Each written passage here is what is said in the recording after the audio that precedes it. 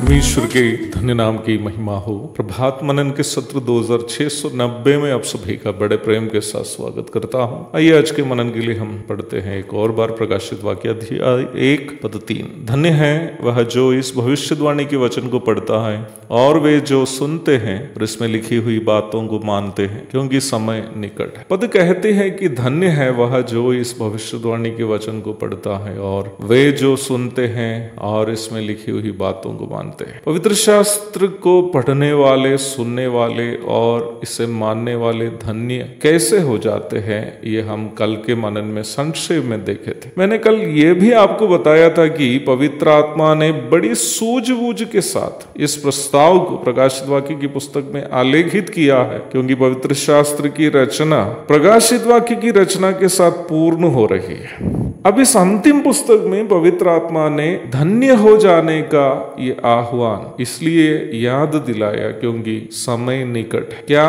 चीज के लिए समय निकट है? इस अंतिम पुस्तक में परमेश्वर के आत्मा याद दिला रहा है कि क्या क्या बातें निकट है अथवा जल्द होने वाली है। जैसे कि मैंने पूर्व में बताया था, पुनः स्पष्ट करना चाहता हूं कि इस पुस्तक को अन्य पुस्तकों से अलग करके यह सूचित नहीं कर रहा है, बल्कि अन्य पुस्तकों में, चाहे वो पुराना नियम के नबियों के पुस्तक में हो या नया नियम में प्रेरितों के रचनाओं में हो, सूचित की गई बातों की परिपूर्णता को हम प्रकाशित वाक्य की पुस्तक में देखते हैं। तो पद कहते हैं कि भविष्यद्वक्तागण हो या यीशु मसीह स्वयं हो या प्रेरितों के द्वारा बताई गई बातें हो, उन बातों की परिपूर्णता होने का समय निकट है। बाइबल के अनुसार प्रभु यीशु मसीह के प्रथम आगमन के समय से अंतिम समय शुरू हो चुका है, अथवा पूर्णताओं की ओर पहुंचने का समय आ चुका है। इब्रानी अध्याय 1 और 2 पढ़िएगा।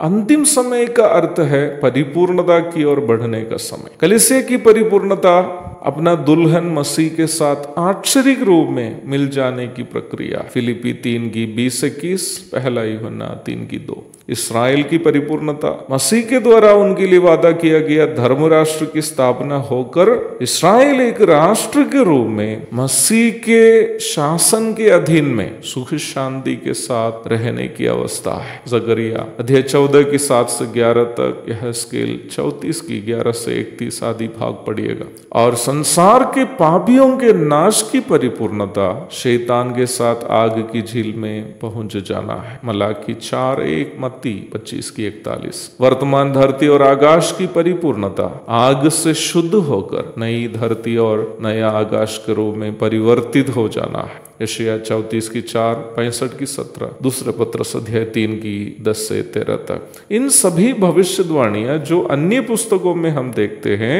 पूर्ण होते हुए हम प्रकाशित वाक्य में देखते हैं। यद्यपि प्रकाशित वाक्य भी एक भविष्यवाणी की पुस्तक ही क्यों न हो, अन्य भविष्यकालीन घटनाओं की तुलना में जो दूसरे पुस्तकों में आलेखित है, उससे पूर्ण होते हुए यूहन्ना जो दर्शन देखा उसे हम प्रकाशित वाक्य में देखते हैं। इसलिए यहां बताया कि समय निकट है। उन सभी घटनाएं जिसकी भविष्यवाणी हम अन्य पुस्तकों में होने का जिक्र करते हुए देखते हैं, प्रकाशित वाक्य में पूर्ण होती हुई उसे हम देखते हैं। और प्रकाशित वाक्य की यह रचना शैली एक अन्य बड़ी सच्चाई हमें याद दिलाती है। बाइबल में जो भी भविष्य में होने की घटना को पूर्ण होती हुई हम वचन में देखते हैं, जबकि वो घटना अभी भी होनी बाकी है, हमें ये निश्चितता देती है कि उन घटनाएं यथाशीघ्र पूरी होगी ही। इसलिए पद हमें याद दिलाती है, धन्य है जो इस भविष्यवाणी की पुस्तक पढ़ते हैं और सुनते हैं और मानते हैं। एक और शुभ दिन की धन्य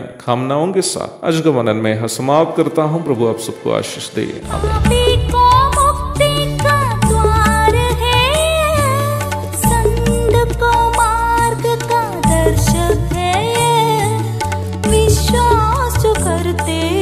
उसके लिए अनंत जीवन का साधन है ये है वचन, प्यारा वचन, यीशु मसीह का प्यारा वचन, ये है वचन।